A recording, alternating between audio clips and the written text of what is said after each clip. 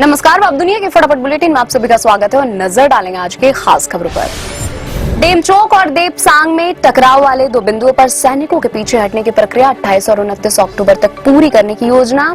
सैनिकों के पीछे हटने और अस्थायी ढांचों को हटाने के बाद एलएसी पर गश्त शुरू होगी। दिल्ली पुलिस की विशेष शाखा ने लॉरेंस बिश्नोई गिरोह के खिलाफ कार्रवाई करते हुए उसके कम से कम 7 कथित शूटर गिरफ्तार किए। ये सभी राजस्थान में किसी को निशाना बनाने की योजना बना रहे थे। शुक्रवार यानी 25 अक्टूबर को भारतीय विमानन कंपनियों द्वारा संचालित 25 से अधिक घरेलू एवं अंतर्राष्ट्रीय उड़ानों में बम से उड़ाने की धमकी मिली। 12 दिन के दौरान 275 से अधिक उड़ानों को बम से उड़ाने की धमकी मिली है। ज्यादातर धमकियां सोशल मीडिया के जरिए दी गई हैं। पश्चिम बंगाल की मुख्यमंत्री ममता बनर्जी ने कहा, चक्रवात दाना के कारण राज्य में एक व्यक्ति की मौत हो गई। प्रशासन ने निचले इलाकों में करीब 2.16 लाख लोगों को निकालकर सुरक्षित स्थानों पर पहुंचाया है। ओडिशा में घामरा और भीतरकनिका के बीच समुद्र तट से चक्रवाती तूफान दाना के टकराने के कारण राज्य के तटीय हिस्से के कई इलाकों में भारी बारिश। भद्रक जिले के चांदबाली में सबसे अधिक 158.6 मिलीमीटर बारिश। केंद्रपाड़ा जिले के राजकनिका क्षेत्र में 156 मिलीमीटर बरसा पानी।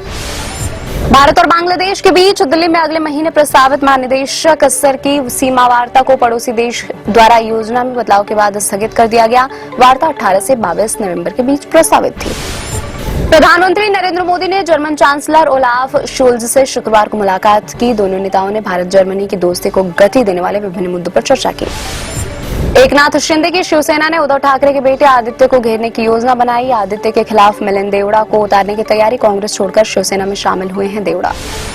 शिवसेना यूबीटी के राज्यसभा सांसद संजय राउत का मुख्यमंत्री एकनाथ शिंदे पर तंज। कहा, शिंदे के पास जो शिवसेना बची है उस शिवसेना का हाईकमान दिल्ली में है। हमारी शिवसेना ओरिजिनल है, जो बाला साहेब की शिवसेना है।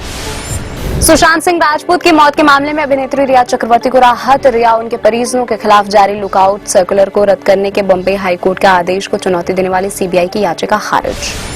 कांग्रेस नेता बाबा सिद्दीकी के बेटे जिशान ने विधानसभा चुनाव में बदला पाला। एनसीपी अजीत पवार गुट में हुए शामिल। बेंड्रा पूर्व विधानसभा सीट से पार्टी ने बनाया उम्मीदवार।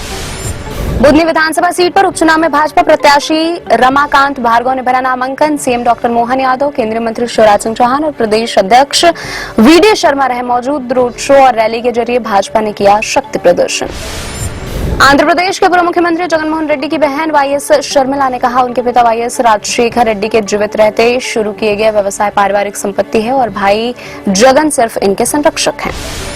मध्य प्रदेश के उज्जैन जिले में एसयूवी और तेल टैंकर की टक्कर में 4 लोगों की मौत हो गई, 3 अन्य घायल हो गए। पुलिस ने बताया, एसयूवी में सवार लोग तीर्थ यात्रा के बाद राजस्थान के अजमेर से इंदौर लौट रहे थे। प्रधानमंत्री नरेंद्र मोदी ने जर्मनी की कंपनियों को देश में निवेश करने के लिए आमंत्रित होते हुए कहा, निवेश के लिए भारत से बेहतर कोई जगह नहीं और भारत की विकास गाथा का हिस्सा बनने का यह सही समय है। ओडिशा के मुख्यमंत्री मोहन चरण मांझी का दावा, भीषण चक्रवाती तूफान दाना के कारण राज्य में किसी के हताहत होने की कोई खबर नहीं। इस तरह हमारा शून्य मानवीय क्षति मिशन सफल रहा। सरकार ने देश में उद्यमिता को बढ़ावा देने के लिए प्रधानमंत्री मुद्रा योजना के तहत ऋण सीमा दोगुनी कर 20 लाख रुपए की। वित्त मंत्रालय का बयान, इस वृद्धि के जरिए हम मुद्रा योजना के समग्र उद्देश्य को आगे बढ़ाना चाहते हैं। शेयर बाजार में गिरावट का दौर जारी है। बीएसई सेंसेक्स 663 अंक टूटकर 79,402 अंक पर हुआ बंद। निफ्टी भी 219 अंक गिरकर 24,181 अंक पर हुआ बंद। भूल भुलैया 3 की एडवांस बुकिंग जल्द ही होगी शुरू। 1 नवंबर को रिलीज होने वाली है सिंघम अगेन और भूल भुलैया 3। थिएटर के बंटवारे को लेकर चल रही है बात। यह सुलझने के बाद ही शुरू होगी दोनों फिल्मों की एडवांस बुकिंग। रणबीर कपूर और कैटरीना कैफ अभिनीत फिल्म अजब प्रेम की गजब कहानी 15 साल बाद फिर थिएटर में हुई रिलीज। 2009 में इस मूवी के डायरेक्टर हैं राजकुमार संतोषी। ये थे आज की फटाफट बुलेटिन और ऐसे ही ताजा अपडेट्स के लिए बने रहे हमारे साथ, यानी कि विजिट करें वेब दुनिया पर।